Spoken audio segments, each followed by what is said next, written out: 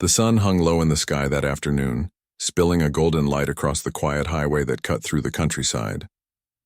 The sound of engines broke the stillness long before anyone saw them. A small group of bikers rolled down the road, their jackets glinting in the sunlight, the deep rumble of their motorcycles echoing between the trees.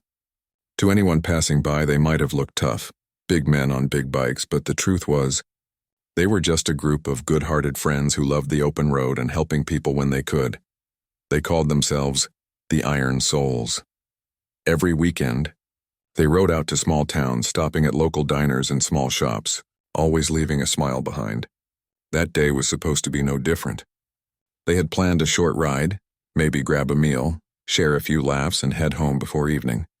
None of them had any idea that their ride would turn into something far bigger than any of them could have imagined. They pulled into a small roadside diner, the kind with peeling paint, a dusty sign, and the smell of fresh fries drifting through the air. The place was quiet, just a few locals sipping coffee on the porch. The bikers parked their bikes in a neat row, their chrome shining. When they walked in, a few heads turned, but not in fear. People around there knew them. They donated toys for the local kids last Christmas and even fixed the diner's broken sign a few months earlier. Inside, the group laughed and joked, their voices filling the small space. They were loud but harmless, the kind of people who looked rough but treated waitresses kindly and always left big tips. One of them teased the cook for running out of apple pie again, and the cook just rolled his eyes with a smile. It was one of those afternoons that felt ordinary, calm, and simple. They ate their meals slowly, talking about old rides and future plans. The air was filled with laughter and the clinking of plates. When they were done, they paid their bill and stepped back outside, stretching in the sun. A few of them lit cigarettes while others checked their bikes. The air was warm, the kind of quiet warmth that made you forget the world's troubles for a while, and then it happened. At first it was just a faint sound, a cry maybe. One of the bikers frowned, glancing toward the trees that lined the edge of the road. The sound came again, clearer this time. It was the sharp, panicked cry of a child. Everyone turned toward the noise. From the dusty path that led into the woods, a small figure appeared, running as fast as her little legs could carry her. It was a girl, maybe 6 or 7 years old, barefoot, her hair messy and face streaked with tears. She stumbled once, then kept running straight toward them. The bikers froze. The leader, a tall man with a rough beard and soft eyes, dropped his cigarette immediately and stepped forward. The girl ran straight to him and threw her arms around his leg, shaking so hard she could barely breathe. Between sobs, she gasped out words that none of them expected to hear. "They're hurting my mama. Please, please help my mama." Every man there went still. The laughter, the noise, the warmth, it all vanished in an instant. The leader knelt down, gently holding the girl's shoulders. His voice softened. Hey, slow down, sweetheart. What's going on? Who's hurting your mama?" The girl's face was red and wet with tears. She pointed back toward the woods, her little finger trembling. "My mama, she's at home. My stepdad and his friend, they're hurting her. She told me to run and get help, but nobody's around. Please help her." The bikers exchanged glances. No one spoke for a moment. They could see the fear in her eyes. This wasn't a game or misunderstanding, this was real. The leader looked toward the narrow dirt road she had come from, then back at his friends. "How far?" he asked quietly. She sniffled, wiping her nose with the back of her hand. "Not far. Down that road. The trailer with the blue door." That was all he needed to hear. One of the men crouched down beside her, handing her a bottle of water. "You're safe now, kiddo," he said softly. "We'll take care of this, all right?" The leader stood up, his face serious now. He looked at the group and nodded once. "We're going," he said simply. Without another word, they climbed onto their bikes. One of them carefully lifted the girl into a sidecar so she could show them the way. She was still crying quietly, clutching a small stuffed bear that looked like it had been through a lot. The engines roared to life and the ground shook as they sped down the dirt road, dust flying behind them. The trail was narrow and rough, winding through thick trees. The girl pointed as they went. "That way. Keep going!" Her voice was small but determined. After a few minutes, they saw it. A small beat-up trailer at the end of the path. The door hung crooked on its hinges, and the yard was littered with broken bottles and trash. As they drew closer, the bikers could hear shouting from inside. a man's angry voice and the sound of something breaking. Then came a woman's cry. The leader parked his bike and jumped off before it had even stopped moving. The others followed close behind. He motioned for two of them to stay back with the little girl while the rest walked up to the trailer. The shouting grew louder, now mixed with the sound of something hitting the wall. The leader knocked hard on the door. "Hey," he called out. "Everything okay in there?" No answer, just silence for a few seconds, then another loud crash. He knocked again, harder this time. "Open up!" The door suddenly swung open and a man appeared, his face red and eyes wild. He smelled strongly of alcohol and looked ready to start a fight. "What do you want?" he snapped. The leader didn't raise his voice. "We heard someone screaming," he said calmly. "We're making sure everyone's all right," the man sneered. "Mind your own business." He started to close the door, but the leader pushed it back open slightly. "We don't leave till we know she's okay," he said firmly. From inside, a faint, trembling voice called out, "Please, help me." That was all it took. The bikers stepped in, their boots hitting the floor hard. The man tried to block them, shouting and swinging his arm, but two of the bikers caught him easily. They didn't hit him, they just held him still, firm enough that he couldn't move.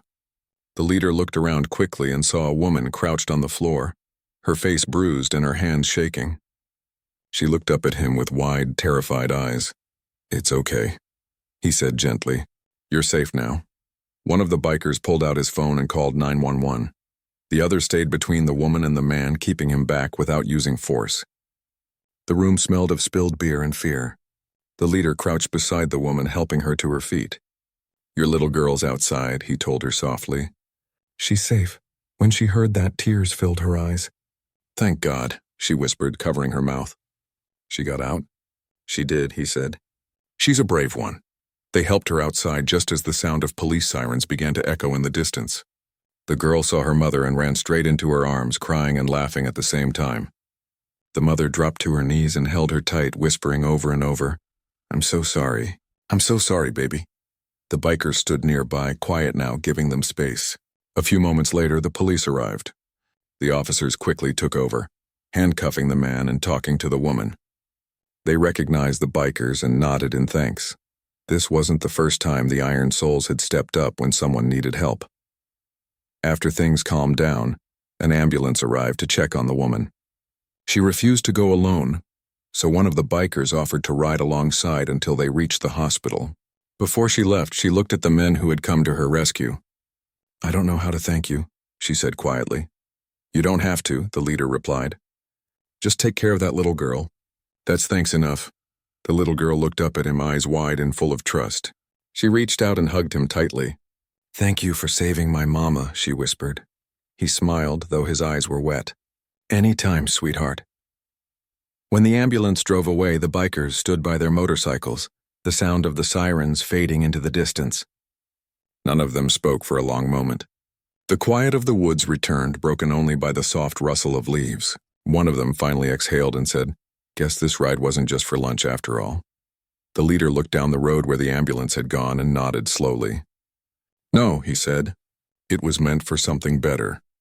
They climbed back on their bikes, engines roaring to life once again. But this time the ride felt different. They weren't just bikers anymore. That day they had become something more. Protectors, heroes in leather jackets, men who had shown what real strength looks like. And though none of them said it out loud, every single one of them knew that what had happened on that quiet country road would stay with them forever. The next morning, the bikers gathered again at their small clubhouse on the edge of town. It wasn't much, just an old warehouse with a few couches, a pool table, and the smell of motor oil mixed with coffee. But it was their place. They sat quietly, each of them thinking about the night before. The memory of that little girl's face and her mother shaking hands still lingered in everyone's mind. The leader sat at the worn wooden table, staring at his mug. "I can't stop thinking about them," he said finally. "The woman and her kid. They don't have anyone, you could tell." One of the bikers nodded. "Yeah, she looked like she's been through a lot. Probably has nowhere to go now that the police took that man away." Another man leaned back in his chair. "We should check on them," he said. "Make sure they're okay. It doesn't sit right just leaving it like that." The leader nodded. "We'll go after breakfast." They spent the morning fixing up their bikes and gathering a few things, a bag of groceries, some clothes that their families had donated before, and a small teddy bear one of their wives found. It wasn't much, but it was something. The group had always believed that when someone needs help, you step up. That's just what good people do. By noon, they were back on the road, heading toward the town hospital. The little girl's face appeared in the leader's mind as they rode, those scared, teary eyes that had somehow still carried so much courage. He couldn't shake that image. When they arrived, the nurses at the front desk recognized them right away. "You're the guys from yesterday," one of them said with a smile. "She's been asking about you." The bikers exchanged looks of surprise. The nurse pointed down the hall. "Room 12. Go ahead." They walked in quietly. The woman sat up in the bed, her arm bandaged but her face calm. The little girl sat beside her, coloring in a small book the nurse had given her. When she saw the bikers, her eyes lit up. She jumped off the chair and ran to them. "You came back," she said, wrapping her tiny arms around the leader's leg again. He smiled and knelt down to her level. "Of course we did. We had to make sure you and your mama were okay." The woman smiled softly. "I don't even know how to thank you," she said. "If you hadn't shown up—" She stopped, her voice catching. "You don't need to thank us," the leader said gently. "We were just in the right place at the right time." One of the bikers handed her the grocery bag. "Got you some food and a few things for the little one. Nothing fancy, but it might help for a few days." The woman's eyes filled with tears again. "You didn't have to do that." "We know," he said. "But we wanted to." The little girl tugged at his sleeve and whispered, "Can you stay for a bit?" He looked at the others and they all nodded. "Sure," he said, smiling. They spent the next hour just talking. The woman told them her story, though she kept it simple. She'd moved to town a year ago hoping for a fresh start. Things hadn't gone the way she planned. The man she'd been living with had started drinking and losing his temper, and over time the house had stopped feeling like home. She'd tried to leave once before, but she didn't have money or family nearby. Listening to her speak, the bikers realized how easily anyone could end up in that kind of situation. It wasn't weakness, it was just life hitting hard. The leader leaned forward, his voice calm but firm. "You don't have to go back there. We'll make sure of that." She looked at him uncertainly. "But where would I go?" "There's a shelter in town," he said. "My buddy's wife helps out there. It's a safe place. They'll help you get back on your feet." The woman hesitated. "I don't want to be a burden." "You're not," one of the men said immediately. "You're someone who deserves better." That's all. For the first time, she smiled without fear. The little girl, still holding her stuffed bear, climbed into her mother's lap and rested her head on her shoulder. The room felt peaceful for the first time since they'd met. After a while, the bikers said their goodbyes and promised to return later that evening. The woman thanked them again, and the little girl waved as they left. Outside, the leader stopped near his bike and looked back at the hospital. "We can't just drop them off somewhere and disappear," he said. "They need more than a roof, they need people." The others agreed without hesitation. That's how the Iron Souls operated. They weren't rich, but they had big hearts and strong hands, and that had always been enough. That evening, they called a quick meeting at the clubhouse. A few of the bikers' wives joined too, bringing sandwiches and coffee. The leader explained the situation. "They're going to the women's shelter tomorrow," he said. "But they'll need clothes, maybe help finding a job later." One of the wives spoke up. "I can talk to the shelter director," she said. "Maybe we can get them settled faster." Another added, "My cousin runs a bakery downtown. He's always short on help. Maybe she can work there once she's ready." The leader nodded gratefully. "Let's do it. Whatever it takes." The rest of the night was spent organizing small ways to help. One biker offered to fix up a used bike so the woman could get around town. Another said he'd ask a friend at a local store for supplies. It wasn't charity, it was community. The next day, the bikers returned to the hospital. The woman looked stronger already. Her bruises had started to fade, and there was a quiet determination in her eyes now. She told them she was ready to leave. They escorted her and her daughter to the shelter on their bikes, moving slowly so the little girl wouldn't be scared of the noise. People on the sidewalk stopped to watch as the small convoy rolled through town, tough-looking bikers leading a woman and her child to safety. It was an image no one there would forget. When they reached the shelter, a friendly woman came out to greet them. She hugged the mother warmly and led them inside. The little girl turned back once more and waved to the bikers. "Thank you," she shouted over the sound of the engines. The leader raised a hand in return. "You take care of your mama, okay?" "I will," she said, her voice bright. The group watched until the door closed behind them. None of them spoke for a long moment. Finally, one biker said quietly, "You think they'll be all right?" The leader nodded slowly. "They will. We'll make sure of it." Over the next few days, they checked in often. Sometimes they brought food, sometimes just sat and talked. The woman started to open up more, laughing softly, and the little girl began to smile again. She loved sitting on the bikes, pretending to ride, her small hands gripping the handlebars like she was born to do it. One afternoon, the bikers organized a fundraiser at their clubhouse. They called it Ride for Hope. It wasn't a big event, just a few dozen riders, some live music, and a barbecue, but it drew the community together. People donated clothes, money, and even small toys for families in need. The woman and her daughter came too. She was nervous at first, but when the crowd cheered for her courage, she couldn't stop smiling. The little girl ran around with a balloon, laughing and dancing between the bikes. For the first time in a long time, they both looked free. As the sun began to set, the leader looked around at the scene, the laughter, the warmth, the people coming together, and felt a quiet pride. What had started as one scared child running out of the woods had turned into something much bigger. That night, when the event ended, the little girl came up to the leader again. She handed him a piece of paper with a crayon drawing on it. It showed motorcycles, a small house, and a smiling woman holding a child's hand. At the bottom, in shaky letters, she'd written, "Thank you for helping us." He felt a lump in his throat as he looked at it. "You're a good artist," he said softly. She grinned. "I'm going to draw you guys again when we have our own house." He smiled and nodded. "We'll be there when you do." As the bikers packed up their things and rode off into the cool night, none of them said much. They didn't need to. Every man there felt something change inside him that week, a reminder that strength isn't about fists or muscles. It's about standing up when someone else can't. The leader rode at the front, the cool wind brushing against his face. The world around him was quiet, but his heart felt full. Somewhere behind him, the little girl and her mother were sleeping safely, and that was enough. He didn't know it yet, but this was only the beginning. What happened next would not only change their lives, it would change the whole community forever. The days passed quietly after the fundraiser, but something had shifted in the hearts of the bikers. They had helped people before, raised money for schools, fixed broken fences, donated food, but this felt different. This time it was personal. They had seen the fear in that woman's eyes and the courage in that little girl's heart. It was impossible to forget. Every few days they stopped by the shelter to check in. The little girl would always come running to meet them the second she heard the sound of motorcycle engines.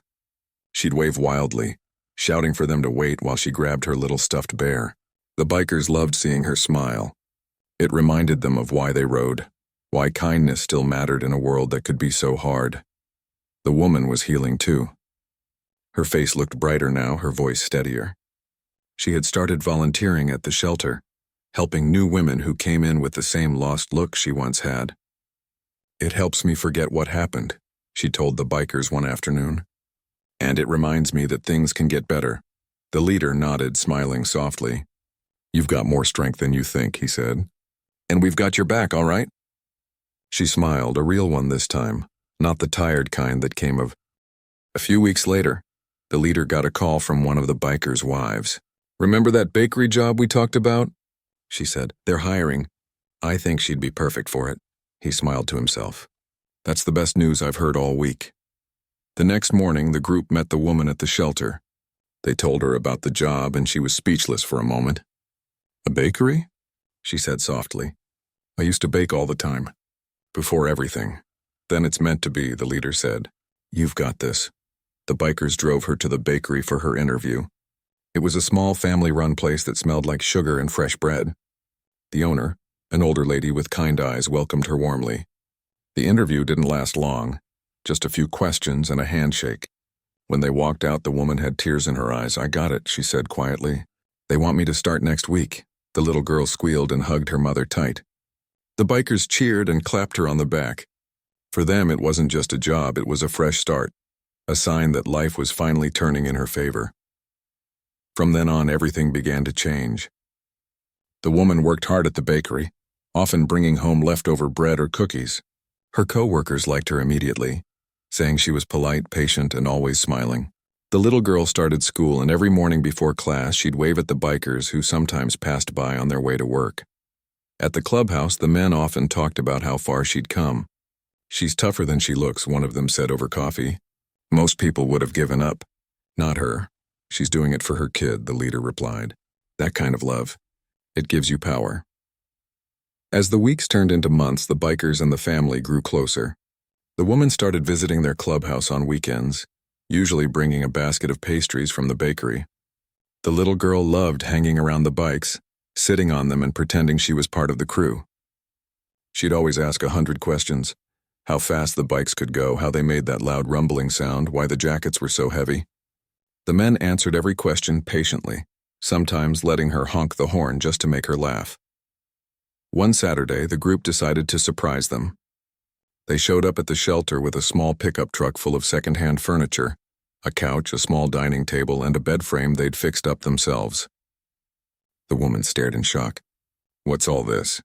she asked. The leader grinned. "You can't live in a shelter forever," he said. "We found you a place. It's not fancy, but it's yours. Rent's covered for a few months until you get settled." She looked like she might cry again, but this time it was from joy. "You guys have done too much already," she whispered. "Not enough," one of the bikers said. "You gave us something to believe in." That afternoon, they helped her move into a small apartment on the edge of town. It had one bedroom, a tiny kitchen, and a small patch of grass out front where the little girl could play. They set up the furniture, hung curtains, and made sure everything worked. The woman stood in the middle of the room, speechless. "I don't know what to say," she murmured. The leader smiled gently. "Just say you'll make it a happy home. That's all we want." She nodded, her eyes bright with tears. "I will." When everything was done, they all sat around the new table eating pizza straight from the box. The little girl sat beside the leader, her cheeks stuffed with food, giggling as one of the bikers made funny faces. It felt like family. As the evening ended, the bikers prepared to leave. The little girl ran up and hugged each of them tightly. "Don't forget me," she said. The leader knelt down and looked her in the eye. "We couldn't forget you even if we tried," he said softly. From that night on, the apartment became a regular stop on their rides. Sometimes they'd drop off groceries, sometimes just stop by to say hello. The woman started saving money from her job, and soon she was able to pay her own rent. The bikers never asked for thanks. Seeing her and her daughter safe and happy was enough. One evening, a few months later, the bakery owner called the leader. "I wanted to tell you something," she said. "The woman you brought in, she's doing amazing work. I'm promoting her to shift supervisor." He smiled. "That's wonderful. She deserves it." That weekend, the bikers showed up at the bakery with flowers and balloons. The woman blushed when she saw them. "You guys are unbelievable," she said, laughing. "Just celebrating one of our own," the leader replied. The little girl proudly showed them a drawing she'd made at school. It showed her, her mom, and a group of bikers standing beside motorcycles under a big rainbow. At the top, she'd written, "My heroes." The leader carefully folded the drawing and put it in his jacket pocket. "I'll keep this forever," he said. As time went on, word about what the bikers had done began to spread.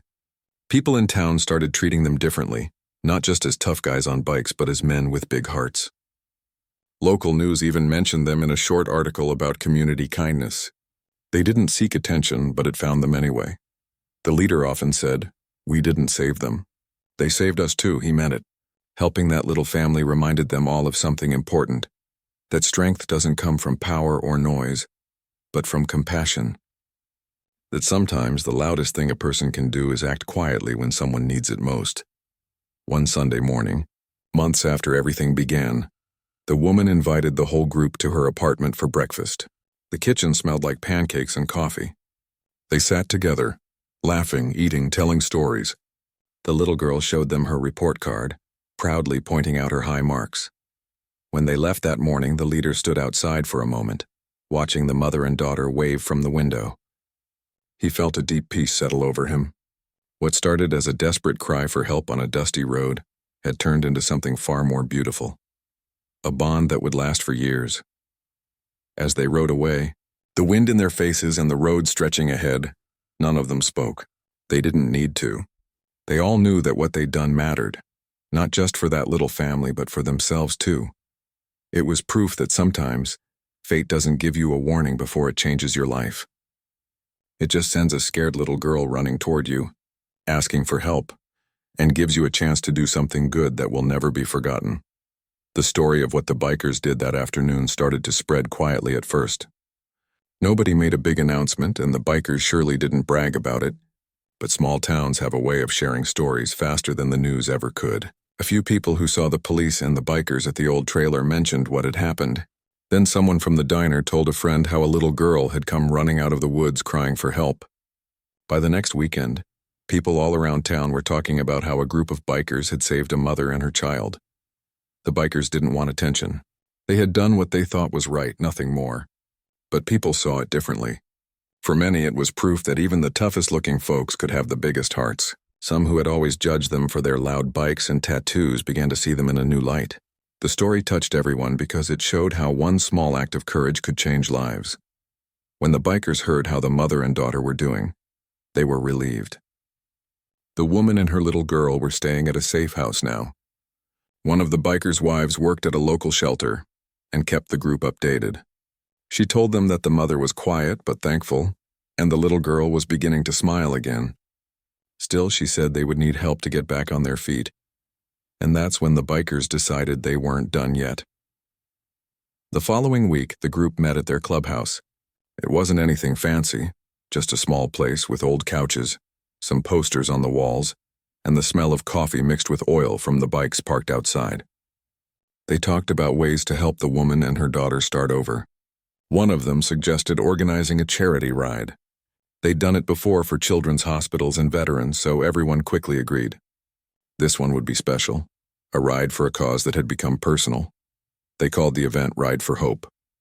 Flyers went up all around town, at gas stations, diners, and even the grocery store. They didn't include many details, just a short message about helping a family in need and the date of the ride. They didn't mention names or tell the whole story. It wasn't about fame. It was about giving back. The day of the event arrived with bright skies and warm air. More bikers showed up than anyone expected. They came from nearby towns and even from other states.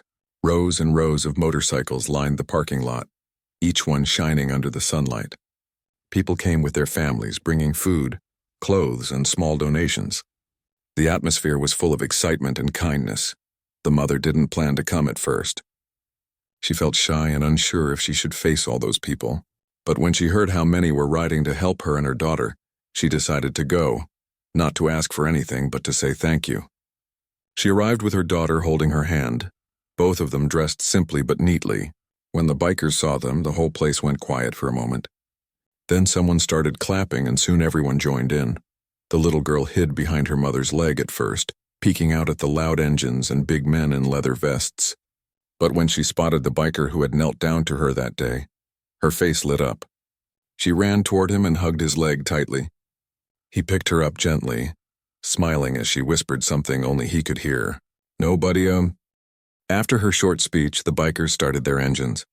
The sound was powerful but somehow comforting, like a promise that she and her daughter would never be alone again. They rode through town with hundreds of bikes behind them, waving flags and drawing cheers from people along the sidewalks. Even kids who once looked scared of bikers were now waving excitedly. It felt like the whole town was part of something good that day. By the end of the event, they had raised enough money to help the woman start over. But more than that, the ride brought people together in a way nobody had seen before. Local businesses offered to donate furniture and clothes. The bakery where one biker's sister worked promised to give the mother a job once she was ready. The shelter got more volunteers and more support. It was like one act of bravery had started a ripple that kept spreading kindness outward. A few days later, a local newspaper heard about the story and sent a reporter to meet the bikers. The journalist asked for details, names, locations, exact events, but the bikers refused to make it about themselves. One of them simply said, "We're not heroes. We just did what anyone should do when they see someone in trouble." The paper still ran the story, though calling it "The Day the Town Rode for Hope." It went viral online, and people from other cities began sending messages. saying they were inspired to help others too. As weeks passed, the bikers kept in touch with the mother and daughter. They made sure the girl had everything she needed for school: a backpack, shoes, and even a small pink helmet with a flower sticker for when she learned to ride her bike. The woman continued to heal slowly, gaining confidence again. She still had bad days, but now she had people she could call, real friends who cared. One evening, the bikers gathered at the same diner where it all began. The waitress who had seen the little girl that day came over with a smile and said, "You boys did something beautiful." They just nodded quietly. It wasn't about glory. It was about knowing they'd made a difference. One of them looked out the window and saw the sun setting behind the trees, the same direction the girl had come running from that day. It reminded him how quickly life could change, how moments of fear could turn into moments of hope when people stood up for what was right. Later that night, they got a message from the shelter worker saying the woman and her daughter were moving into a small apartment soon. The bikers offered to help move their things and make the place feel like home. The leader of the group looked around at his friends and said, "We started this with an engine and a heart. Let's finish it with the same." Everyone agreed. They knew this wasn't just a one-time act. It was the beginning of something bigger. The town had learned that community meant more than just living near each other. It meant showing up, caring, and doing something when it mattered most. A few weeks later, the woman visited the clubhouse with a tray of homemade cookies. She told them she was baking again, something she used to love before life got difficult. The little girl ran around the room laughing, no longer afraid, her giggles filling the air. She climbed onto one of the bikes parked outside and said, "When I grow up, I'm going to have one of these too." Everyone laughed softly, their hearts full. That evening, the bikers sat together watching her play, and the leader whispered, "We didn't just save them. They saved us too." The others nodded. They had seen a lot on the road, and good and bad, but nothing as powerful as a child's trust and a mother's strength. It reminded them why they rode together, why they looked out for one another, and why doing the right thing always mattered. The story became something more than a memory. It became a symbol, a quiet reminder that compassion could come from anyone, anywhere, even from people the world often misunderstood. And though the engines went silent that night, the spirit of what they'd done kept roaring in every heart that heard the story. Months passed since that unforgettable day when the little girl ran out of the woods, begging the bikers for help. Life slowly began to settle into a calm rhythm for everyone. The bikers went back to their usual rides and charity events, though something inside them had changed. What happened that afternoon had left a deep mark on their hearts. They had seen fear, courage, and love all in one moment, and it reminded them why humanity still mattered in a world that often looked too busy to care. The mother and her daughter were now living in a small but cozy apartment on the edge of town. It wasn't fancy, but it was theirs, a fresh start. The walls were freshly painted, the windows clean, and there were flowers on the kitchen counter that the little girl picked from a nearby park. Every corner of the apartment carried warmth, like it had been touched by kindness. The bikers had made sure of that. The day they helped move her in, the group arrived early in the morning, bringing along used furniture they had gathered from friends and neighbors. There was laughter as they tried to fit a big old couch through a narrow doorway. Someone brought a small dining table, another brought curtains, and another even fixed the loose door handle before leaving. The woman kept saying thank you, her voice soft but full of emotion. She made sandwiches for everyone that day, and even though it was simple food, no one had ever tasted anything that felt so full of gratitude. The little girl followed the bikers around as they worked, curious about everything. She loved their shiny bikes and the sound of their engines. At one point, she climbed onto one of the bikes and asked if she could ride it someday. The biker laughed and said, "When you're older, kiddo. For now, we'll start with something smaller." True to his word, the next weekend they brought her a small pink bicycle with a matching helmet that looked just like theirs. She squealed with joy and spent the whole afternoon trying to learn to ride it, wobbling but never giving up. The bikers stood around cheering her on, clapping every time she managed to go a few feet without falling. The mother watched from the porch, tears in her eyes, but this time they were happy tears. For the first time in years, she saw her daughter laughing freely. There were no more shadows in her eyes, no more trembling hands. The pain hadn't disappeared completely, and it never really does, but it had softened, replaced with peace and hope. She had a job now at a small bakery downtown, and every morning she'd wake up early to bake bread and pastries. She said she loved the smell of the bakery because it reminded her that every new day could begin sweetly if she let it. Sometimes the bikers would stop by the bakery on their morning rides.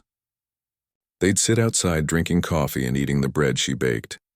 She'd always come out to greet them, her apron dusted with flour, smiling like someone who had finally found her place in the world. The little girl would run to them showing her drawings, sometimes of bikes, sometimes of sunsets, sometimes of her and her mom holding hands. One day, she handed the leader of the group a picture she'd drawn of him standing beside his bike, with the words written in crooked letters at the top, "My heroes." He looked at it for a long moment, quietly folding it and placing it inside his vest pocket. Over time, the bikers became like family. They visited for birthdays and holidays. They fixed things around the apartment, helped with groceries, and even attended the girls' school events. When she had her first school play, they filled the back row of the small auditorium, their leather jackets standing out among all the parents. When she looked out into the crowd and saw them waving, she smiled so big that even her teacher noticed. The town, too, changed in small but meaningful ways. The story of what had happened inspired others. A few of the bikers started a local program they called Safe Ride. It was a simple idea. They offered free rides to anyone who felt unsafe walking home or needed help getting to a shelter. Soon, more volunteers joined in, not just bikers but regular people who wanted to do their part. The town began to feel closer, kinder, like everyone had learned something about what it meant to stand up for one another. One sunny afternoon, about a year later, the bikers planned a big community ride again, not because of tragedy this time, but to celebrate how far they'd all come. They invited the mother and her daughter to join. The little girl was so excited she could barely sit still. She had her small bicycle polished and her helmet shining. When the engines started roaring, she stood beside her mom, waving at the long line of bikes. This time she wasn't crying or scared. She was smiling, proud, strong, and full of joy. The ride went through the same country roads, past the same diner where it had all begun. The people at the diner came out to wave as the group passed. Nobody forgot what had started there, a cry for help that turned into a story of hope. As they rode, the leader looked up at the wide blue sky and thought about how strange life was, how one unexpected moment could bring people together forever. After the ride, they gathered at a park for a picnic. There was laughter, food, and music. The little girl ran around playing tag with some of the bikers' kids. The mother sat quietly watching, her heart full. The leader came over and sat beside her. For a moment, they didn't speak, just watched the kids play. Then he said softly, "You know, when she came running to us that day, none of us knew what we were walking into. But I'm glad we did. She saved more than just her mom that day. She reminded us all why we're here." The woman smiled, tears welling up. "You gave us back our lives," she said, "and I'll never forget that." He shook his head and said, "We didn't give it back. You found it yourself. We just showed up." The conversation hung in the air for a moment, gentle and true. It wasn't about grand gestures anymore. It was about small acts that changed everything. As the sun began to set, the bikers got ready to leave. The engines started rumbling again, echoing across the park. The little girl waved both hands in the air, shouting goodbye. Before they left, the leader handed her a small patch with their group's emblem on it. He said, "When you wear this, remember, you're part of our family now." Her eyes lit up as she held it tightly, nodding with excitement. She didn't need to say a word. Everyone could see what it meant. That night, after the last engine faded into the distance, the mother tucked her daughter into bed. The little girl asked, "Mama, do you think they'll always be our friends?" Her mother smiled softly and said, "Yes, sweetheart. They'll always be there. Some people come into your life and never leave. They just ride beside you, even when you can't see them." The girl fell asleep smiling, and for the first time in years, her mother felt completely at peace. Weeks later, the bikers rode past their apartment again on one of their evening rides.